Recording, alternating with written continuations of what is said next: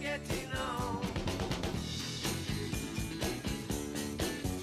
You sat by the fireside, pondering on. Picture book, pictures of your mama, taken by your papa a long time ago. Picture book of people with each other to prove they love each other a long time ago.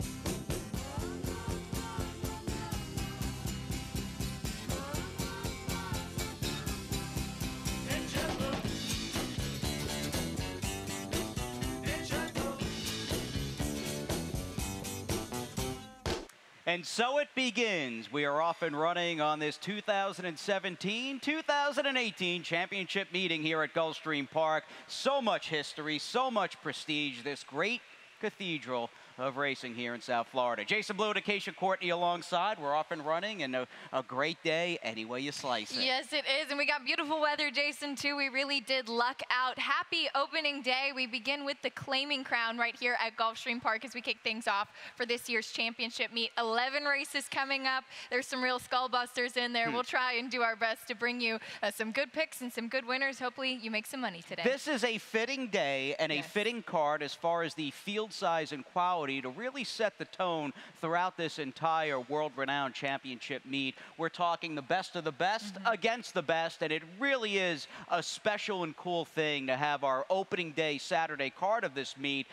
Really a day devoted to those hard-hitting backbone claimers. We call them the heart and soul of the game, and if you're a fan of thoroughbred racing, and you likely are because you're watching this show, it's just great to give them their day in the sun. And I find, and we'll certainly get into the card in a few moments, but in an era when so many of the top horses in training maybe give you a handful of starts, if that a season, I tend to be more captivated by the horses that show up basically every 3 weeks, rain or shine, and just go out there and do their thing. We've watched a lot of them here throughout the spring and summer here throughout Gulfstream Park West and Gulfstream Summer Meet. A lot of shippers coming in as well throughout the country. You have some really strong horses that are easy to root for and some top connections as well. So basically 12 horse fields the norm throughout the day, and as Acacia noted, it just could not be a nicer day for thoroughbred racing here on this opening day at Gulfstream Park. We are fast and firm, and a little housekeeping at this point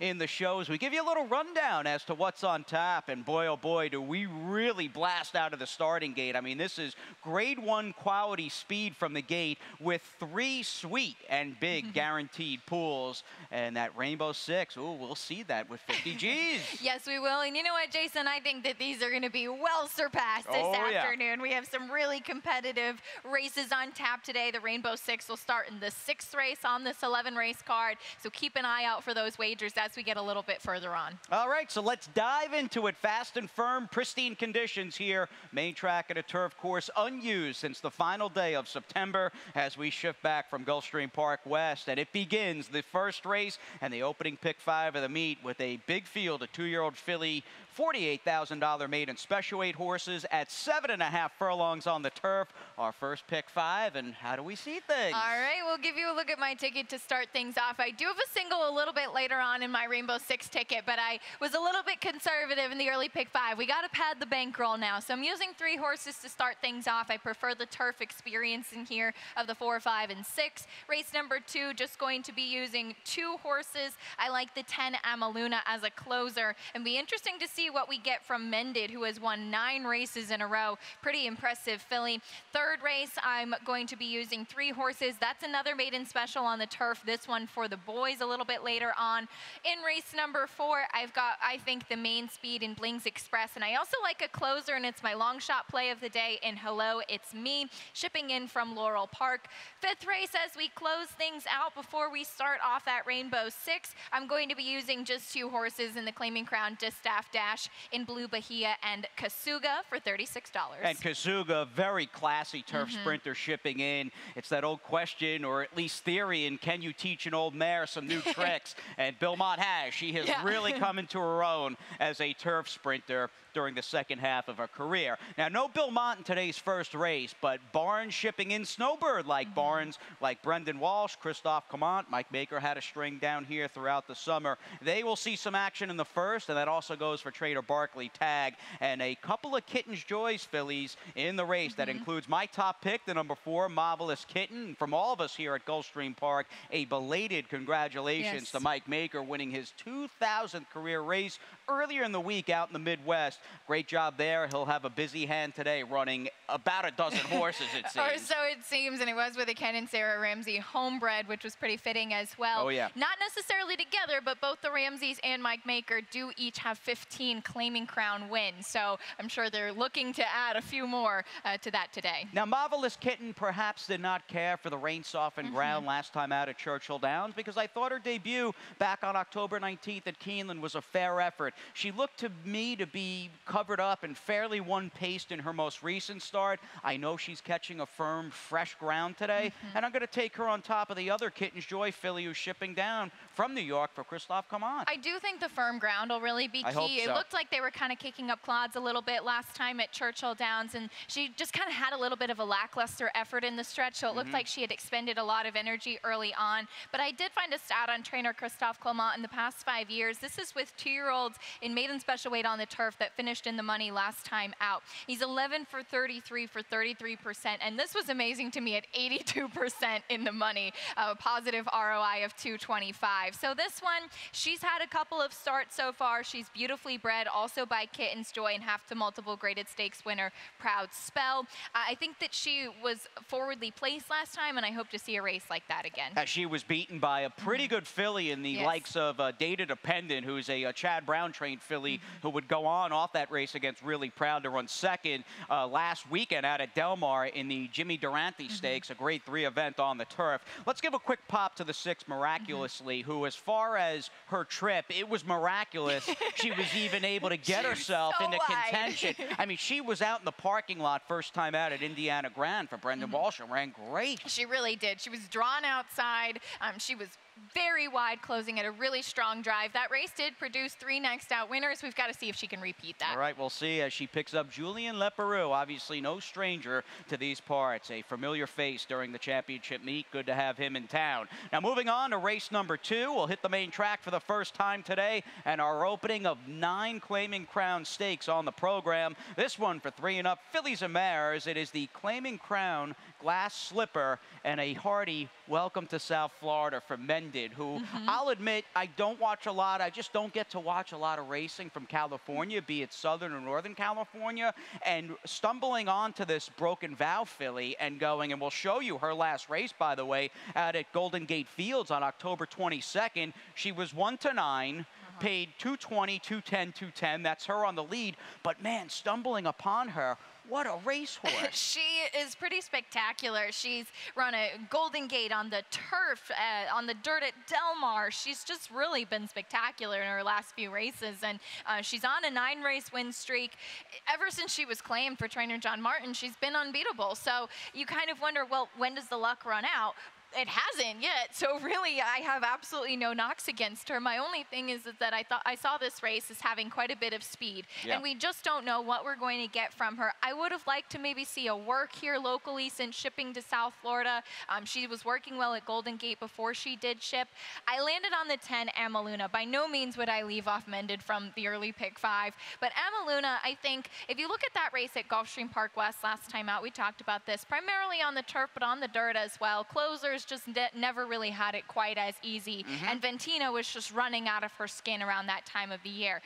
Her 2 races prior to that, I think, were certainly strong enough, and I loved her in the Glass Slipper last year. If she makes a big run like that again, I would love to see that in here. Hopefully she can get a good trip with speed in front of her. The pace is supposed to be fast, and that therein lies the big key with Mended going this demanding 1-turn mile. She is, for the good part of things, at least as far as strategy goes, posted outside the Maryland Invader, Star 80, who is very fast and is more of a, I'd say, 6 to 7 furlong sprinter who's going to be, assuming she breaks, I mean, really running and gunning. So we'll see if Mended can maybe relax off her out there sort of in that catbird seat. And she does make that synth to dirt move for a trainer who's got a big sample size, 167 starters. He's won 48 of those 167 races. That's trainer John Martin. But looking forward to Mended, as are you. We'll see how she does against against the locals. Moving on to race number 3, our only other non-stake on the card, and we had done a preview up in our Sport of Kings studio set a couple days ago about the day,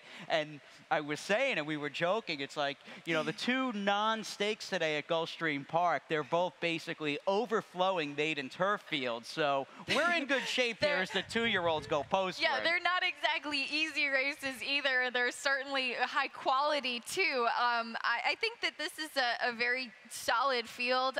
You have the fillies earlier on and the colts in here, and as you said, in good shape today.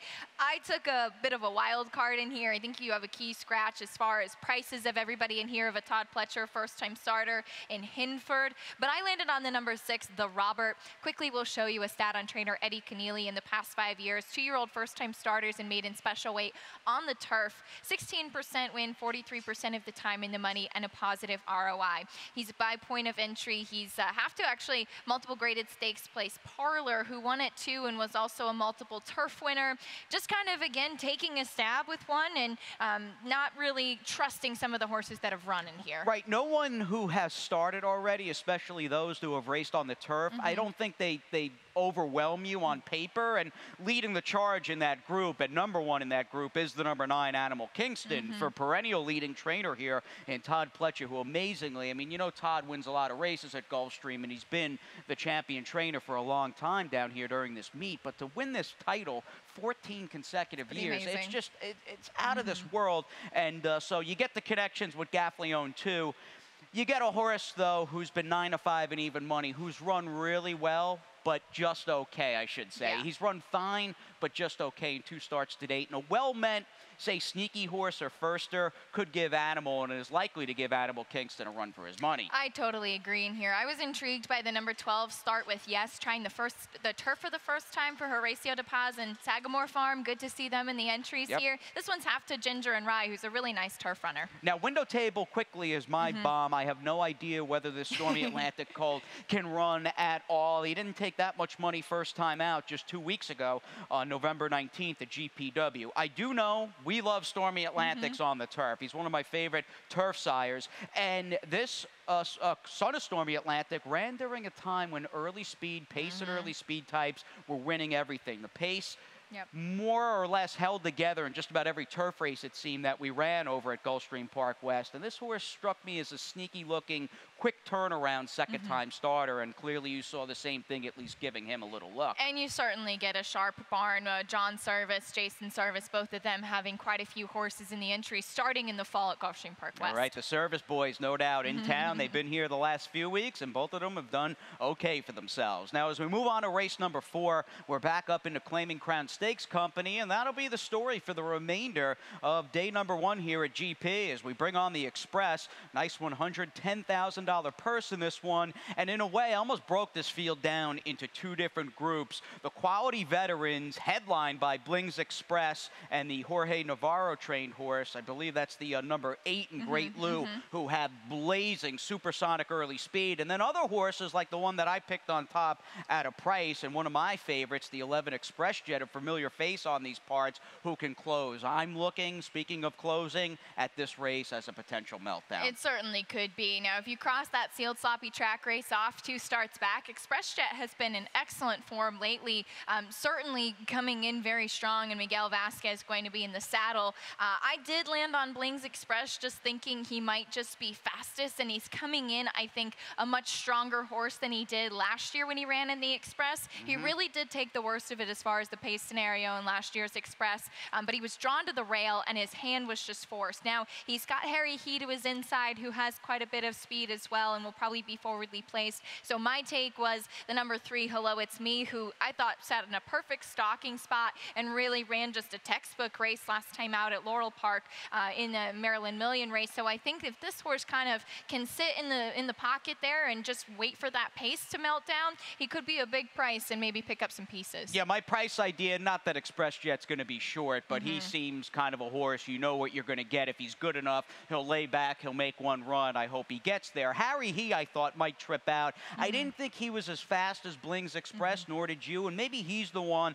that kind of can just track a little bit in the pocket, and I think he's been in pretty good form throughout the year for trainer Ralph Nix. We do have to mention and give a quick pop to the 8 Great Lou, who If he wins this race, he's got a major chance, obviously, but he's going to have to be very good, not only putting away a very, very salty Blings Express, but then theoretically holding off some fresher horses who are going to take runs at him. Yeah, I think he's going to have to run one of his best races to date. And certainly since being claimed, he's been very solid off of the layoff, and we'll see if he can transfer that form returning to Gulfstream Park. All right, first 4 down. That means we cash out that opening pick 5 of this championship meet here in the 5th race. We move on to the 3-and-up filly and mare turf runners, and turf they will at 5 furlongs. And what struck me, or maybe not as a surprise, that's probably a little too blunt, but it was really a nice realization seeing a number of the ship-in barns and horses who didn't run here over the summertime for today's claiming crown,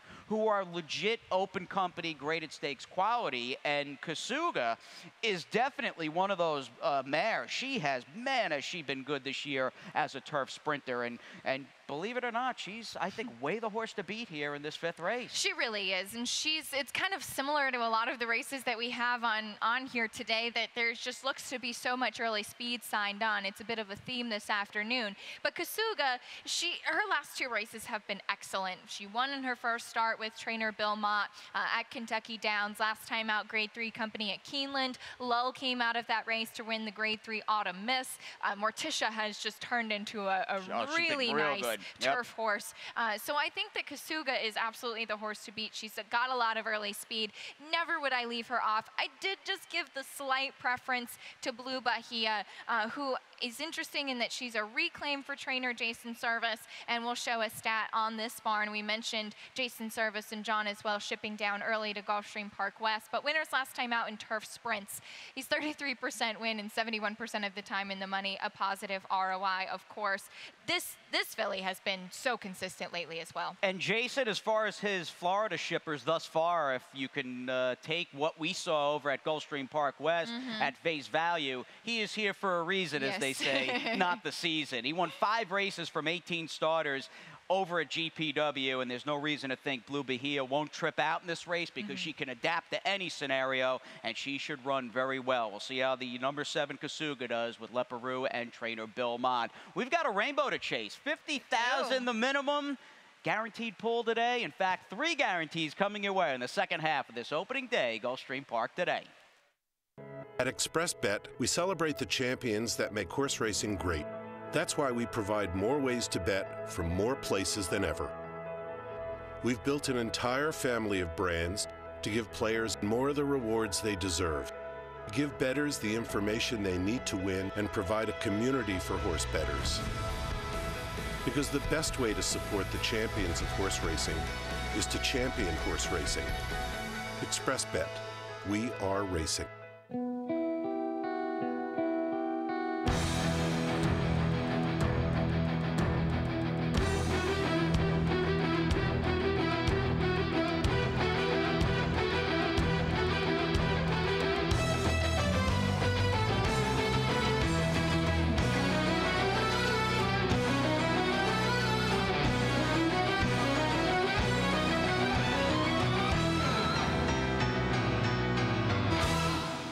Rainbow Six time as we give you a hearty welcome back to day 1 of 89 of the championship meet here at Gulfstream Park. Jason and Acacia, happy to have you with us. If you're just tuning in, 3 guaranteed multi-race wagers during the second half of this claiming crown card. And you know what? That pick 6 begins in race number 6. Yes, it does. And I have a ticket. We'll give you a look. And as Jason mentioned, we'll have a $50,000 guarantee. I did find a single, trying to keep things affordable because there are some races that you just want to spread a little bit more. In the opener, in the Iron Horse, I'll use 3 horses to kick things off. And for better or for worse, Jason, I'm going to single pay any price. If he comes off the layoff and runs anything like he was in the earlier part of 2017, he should just win this race. So he is going to be my single. We've got to rip the Band-Aid off somewhere. Race number 8, that is the Rapid Transit. Going to be using 2 horses in there, Shaft of Light and Cautious Giant, as a bit of a price. Going 3 deep in the 9th, that's the Tiara. I'm including Temple Fur, who's my price play in there, though I do think Martini Glass and Starship Jubilee are just classier and perhaps a bit of a step above. Using 3 3 horses in the Emerald in the 10th race as well. And then we close things out with the $200,000 Jewel. Going to be using 3 horses in there. We'll see who can go the 9 furlongs. $32.40. And if Gigantic Breeze, who in that Claiming Crown Jewel, and that is the real centerpiece and feature on this terrific Claiming Crown card, if that horse can ship successfully down from Woodbine and handle the dirt, he's probably going to win. But therein lies the big question. It's a big if with him. That will likely be a short price. Now, the sequence begins anew in race number 6, and the aptly named Iron Horse, as we have some Iron Horses on today's card. I mean, these horses, you just won't find a more durable, honest, or authentic crew than many of the names situated in today's entries. And this Myona 16th, our opening 2-turn dirt race on the program, does feature, well, a few key scratches early on. And one of those key early scratches happened to come in the defending winner in the 12, Chepstow, who perhaps with the outside post, the connections opted to just wait for another day. That being said, even though you add, or subtract, I should say, a little fuel to the fire, so to speak, as far as the pace is concerned, the outside draw with Mal Guapo and having good time by all, you're supposed to get a really fast pace in this race. Yes, I think you will. Mal Guapo, unfortunately, with that outside post, he's just got to go. Jaden's Best has early speed. You mentioned good time had by all. He's certainly going to send. So I would expect there to be a quick pace up front. I think that the 2 horses that we have, and we talked about this the other day, for me, it's Rich Daddy, who's just coming in such good form. In fact, he's actually an 8-time winner here locally at Gulfstream, so it is a little bit of a return home. This is where trainer Eddie Keneally did claim him last year, and he's been very good since there. Now, he will have a little bit of a rematch with Lieutenant Johnny O, as we mentioned, but Chiseled has been very good as well. Now, we obviously lost Acacia's mic for a second. Little technical issue here. It's opening day, folks. And anyway, wrapping the little synopsis up with Rich Daddy, the 8-horse who Acacia has on top, and I've got second. I love that this horse has not had to just drag his track around with him. He's been able to ship almost to every jurisdiction, run well, and win. Now, you and I both see the 11 Chiseled as running a big race in here, and I'm a little bummed. I still think we get an honest tempo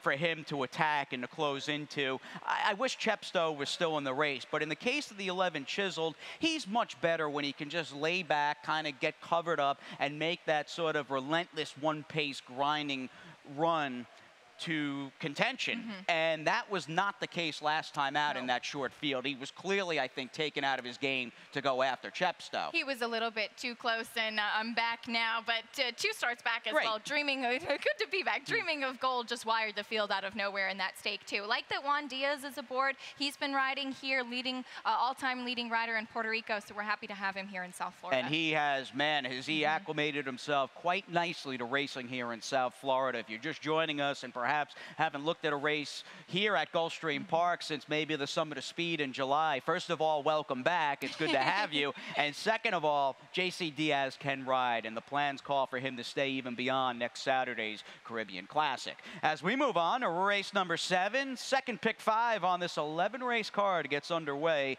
with the Claiming Crown Canterbury. Now, do you single pay any price? Acacia singled him in the Rainbow 6. I singled him in this late pick 5. And you have to mention, he is very talented and very fast and very classy. He's also equally, it seems, as fragile. And the connections have been on the record numerous times saying that their intention was to make the Breeders' Cup Turf Sprint with him out at Del Mar. And they were unable to do so.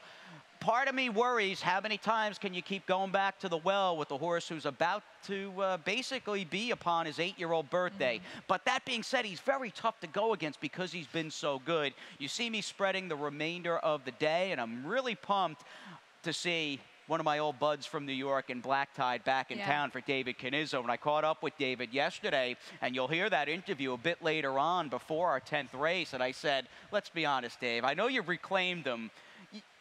Would you ever imagine Black Tide would do what he did for you throughout the year in New York, and you'd be here favored and probably a clear favorite to win a $110,000 race on the Gulfstream turf? And he said, no, I'd like to think so, but man, has that horse been gigantic. Yeah, it's certainly been a really sharp claim for him, and that horse I think is going to be very tough to beat later on. Now, again, the late pick 5 begins with the classy Penny Price. Documented hoof issues have kept this horse basically from running. Speaking of that Summit of Speed card back on July 1st, that's the last time we saw South Florida's leading turf sprinter. His body of work, though, for Averill Racing and trainer Ralph Zadie, it's been stupendous. And we'll look at his last win here. He was the shortest price favorite on this terrific July 1st Summit of Speed program. And speed, the name of his game. It does get a little interesting, though, Acacia.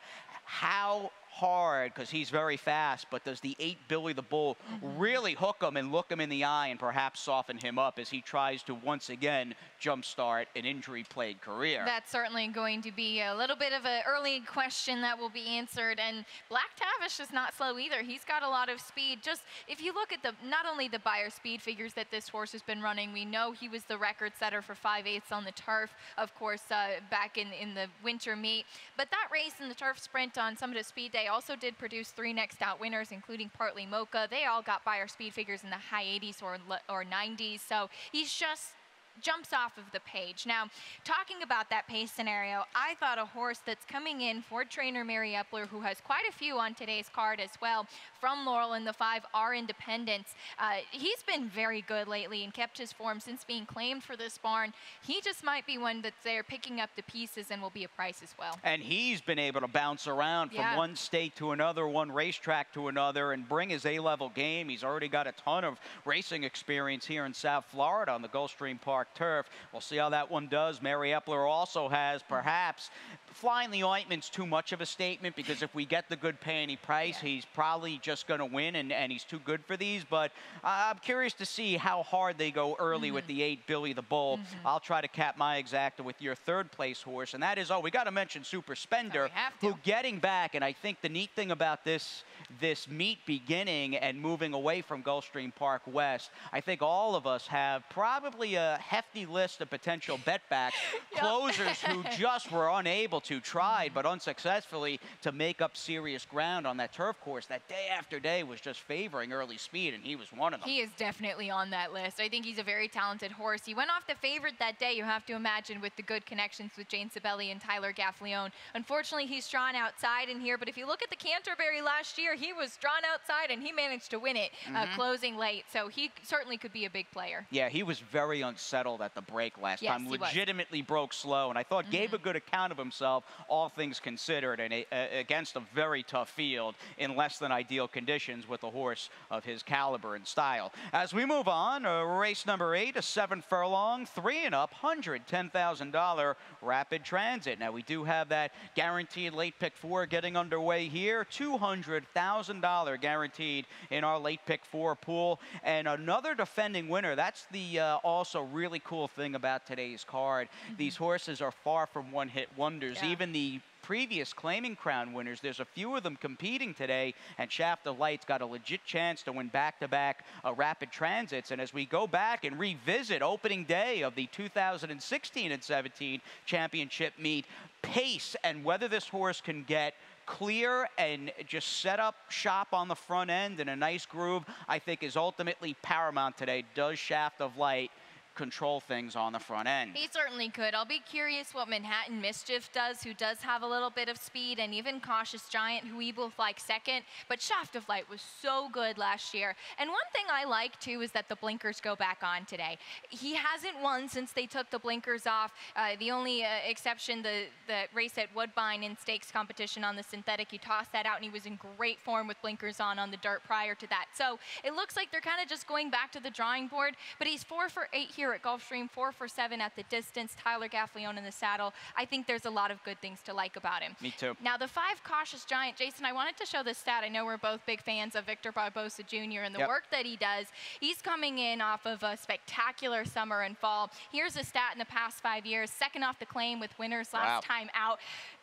Unbelievable numbers, especially 10 for 11 in the money. And this horse I mean, to say this horse was thrown to the wolves as a rabbit for War Story and Imperative is an understatement. He'll look around, he'll get to the walking ring here in GP and go, where's War Story? Where's Imperative? Where's Gunrunner? Doesn't have to face that ilk today, obviously, and he should run well. I feel this horse has found what he wants to do, and that's one-turn sprinting, say 6 to 7, or maybe even out to a mile, and this is the right, as far as talent goes, the right caliber of horse he should be running against. He may give a run for the money today to Shaft of Light, as we see if that horse can win back-to-back rapid transits. As we get deeper into this opening day program, we get back to the fillies and mares and a classy out-of-town duo at that in the $125,000 Tiara Stakes on the turf at a mile and a 16th, seemingly taking a page from the Bilmont-trained Kazuka in the filly and mare turf sprint a bit later. I believe that's race number 5. We have got a very, very solid filly by Indy Wind coming back to Florida, and her name is Starship Jubilee, and her body of work, wow. I mean, you want to talk about one of the best claims on the year. She turned into an absolute terror throughout the summertime, spring and summer, up at Woodbine. And in fact, we'll go back and relive the best moment of her career. In fact, she's had a couple of them, but her victory going a mile in the May 27th Grade 2 Nassau. Originally, I said, maybe a mile and a 16th is a little too short for her because she has run well at a mile and a quarter and even a mile and 3 furlongs against the boys. But I think this race shows a mile is no problemo. Absolutely not. And she's so versatile. If you look further back in her past performances, she's won at 5/8 on the grass here in South Florida. So she is pretty incredible. I mean, she won 16,000 non-winners of 3 in her first race of 2017. And her most recent victory was in Grade 2 company at Woodbine. So pretty incredible what they've done with this horse. And she's just been running out of her skin. Hands down, one of the best claims on the year. Absolutely. We're talking, obviously, nationally, not just Florida or the East Coast. It's so impressive what she's done and what the connections have done with her. So I'm right there with you. Now, we have to mention the 4 Martini Glass. I still think she might be a little bit better on the dirt than on the turf. Yep. But, I mean, she's been so good lately, too. And she's run well. At least you get a horse that's not a complete unknown, who looks good because of her dirt races, but is a complete unknown on the turf. Right. She's already run okay on the turf. Has she had the level or the opportunity to run on the grass like Starship Jubilee? Absolutely not. But no qualms with her body of work on the year. And, I mean, I kind of felt bad because the locals, and it's such an honest contingent that we've had in this division throughout the summer and fall months here in South Florida, horses like Quebec and even your bomber on the rail, the number 1 Temple Fur. I felt a little bad picking against them, but they've got their work obviously cut out for them because, again, the invaders, at least in the Tiara, are very good. But what do you like about the 1 Temple Fur at a price? Well, I've always thought that this is a filly that has quite a bit of talent, and she hasn't necessarily had a lot of racing luck in her past few races. King's Ghost was just so good. I like that she's been freshened up since September 30th. I like the work tap that she's coming in with 5 furlongs and 59 flat, and I like a more aggressive rider in Horacio Karamanos in the saddle. All right, Val Victorian will try to make some noise. I've got her in the mix as she's been very good for Epic Racing and Red Diamond Stable, along with trainer Kelly Breen. Now, as we get deeper into the program, in fact, it's 9 in the books, 2 more to bring you, including the Emerald, the $125,000 turf stakes for the boys on the grass at a mile and a 16th. Black Tide, he is fairly conservative and lukewarm favorite at 4 to 1 on the morning line. Probably going to take a little more money than that, and we both actually... I think this is the first time we've had the same super today. Ice cold super, folks. You heard it here first in the Emerald. Pick everything else. 4-1-6-2, and if you're smart, you'll box everybody else in the race. But historically, all kidding aside, and we can relive some of Black Tide's recent talents, and in fact, his win on New York Showcase Day, or the last New York Showcase Day they have. I know there's a whole series now up at Belmont Park on October 21st. I mean, this horse has just turned into an absolute freight train. I mean, runaway bull terror.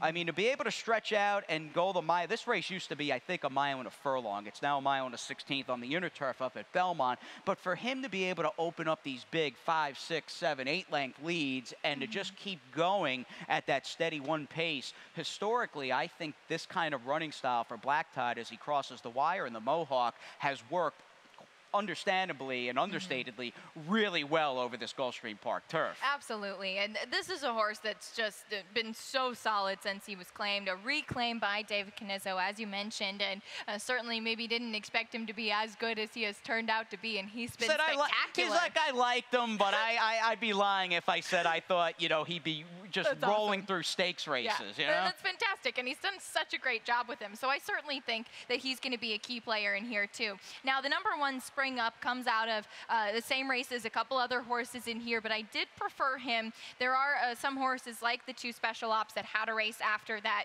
September 10th race at Kentucky Downs, but I wanted to show a stat on trainer Larry Ravelli in the past 5 years, and this is a very good one. Oh, yeah. This is second off the claim on the turf, and this is also a race I want to mention that produced 4 next out winners, so key race angle, and this is 8 for 34, 21 for 34 in the money. So second off the claim, it looks like he's got this horse just moving in the right direction, could potentially get a nice stalking trip from the inside. This is really a case, this race going in, and if you like one of the more familiar faces throughout the summer or fall here in Florida, by all means, do that. But this race really seems to be horses, it centers around horses who are right off the van, as you have Spring Up and Special Ops, who are familiar rivals, and then of course Black Tide coming down from the Big Apple. And let's mention the Illinois bred for, I mean, you talk about Larry Ravelli, and he's as sharp as they get out in Chicago and even shipping around. But Chris Block is of that ilk, and he's got K-Mac, who obviously is a very good horse. Very good. And if you look at his race in the Emerald last year, back in December, he was drawn outside. He unfortunately never really got in a comfortable spot, and he came flying at the end, was only beaten by half a length. I thought it was a huge performance from him, and he's coming in off of a win at Arlington last time out. Yeah, dying to see which one of these shippers likely proves best. But again, Black Tide undoubtedly will have that bullseye on him as he does his thing on the front end beneath Jose Lascano, an excellent turf rider and obviously a very familiar face around these parts during the winter months. And on this December 2nd here at Gulfstream Park, sun is shining, and we'll cap things. Race number 11 on opening day is the $200,000 Jewel. This is undoubtedly the centerpiece and the feature on this Claiming Crown card, demanding 2 turns and 9 furlongs over this main track. And maybe unlike some jewels in the past where horses like Royal Posse come to mind, who was like a tried and true distance horse, you don't have a lot of at least recent success going this demanding 9 furlong distance, and that certainly comes into play, as does the likeness of dirt or fondness of dirt, or maybe lack thereof, with the number 6 Gigantic Breeze, who's done some really good things north of the border, way north of us up at Woodbine, for trainer Alex McPherson. In fact, let's show you this horse's most recent start, a win in the Grade 2 Autumn Stakes. The problem is, and this is a very good racehorse, obviously, you've got nothing but synth and turf. You don't really have anything to work with. You're absolutely right. But he's got a graded stakes win after a stakes win at Presque Isle 2 starts back. He's been excellent. He's just been in very solid form. Even prior to that, and this Grade 2 is not out of nowhere. He was placed in the Seagram prior to that back in August. So he's really turned into an excellent racehorse. We just don't really know what to get. Similar to things I had mentioned earlier, I like, especially horses shipping in from the West Coast or from Woodbine, that they have a work here, and I would have liked to maybe see that working over the Gulfstream Park track, kind of getting a feel for it, getting adapted to the warmer weather here in South Florida as well. Now, we talked about the 2 Turco Bravo, how he can just run on it all day, and that's what I like. I did think the 1 Channel would have a running style that would be good for this distance. And this is a Navarro horse in Channel, and I remember this horse kind of being a big price long shot, also ran in lower level claiming races through most of his career, but one of these Navarro horses from that trainer change back in the middle of July, he has just come into his own and has just turned into an absolute monster. And I thought he'd run really well here, likely just sit up close inside, and we'll see where he stacks up against the better horses in here in the class department, and whether he can stay the 9 furlongs. But The class will be the question. Class is the question. Like you, I think he'll handle the trip at 9 furlongs. Turco Bravo, again, it can run from here to Maryland and back without blowing out a match. And then we have Gigantic Breeze, who does start for a trainer who's 0 for 1, making that synth to dirt move over the last 5 years, and is 0 for 7 over that same 5 years, running horses at Gulfstream Park.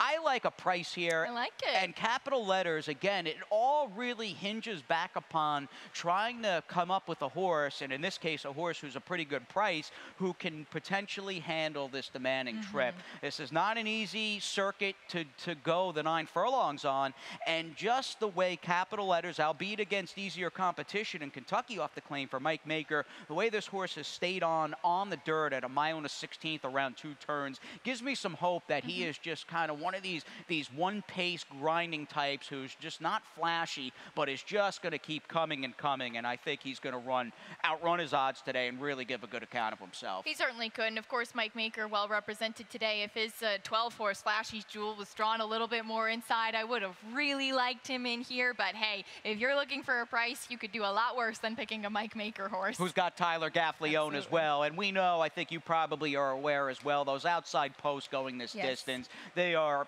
at a real disadvantage. I mean, the riders, Paco Lopez, Batista, Gaffalione, are going to need to earn every bit of their pay with smart rides here in race number 11, the Claiming Crown Jewel. And that brings us on, and just mentioning Tyler Gaffalione, we saw a lot of good things throughout Tyler over the summer, Edgar Zayas and Emiseo Jaramillo. And although not all the Northerners, because it's Cigar Mile Day at Aqueduct, have come into town yet, I'm very curious to see how the 3 of our lead dogs are going to do against the out-of-town riders who winter here. We heard from Edgar Zayas when we did our little Claiming Crown preview the other day, and he was saying a good start is the most important thing. You got to start winning early, get off on the right foot. So today will be very interesting. Welcome to everybody that's shipping in, and good luck playing Gulfstream Park. Absolutely. Great vibes to everybody out there. And you want a good start? No. We're getting a great start, and that's from track announcer Pete Aiello, who will be up in just a few minutes with your opening day scratches and changes here at Gulfstream Park.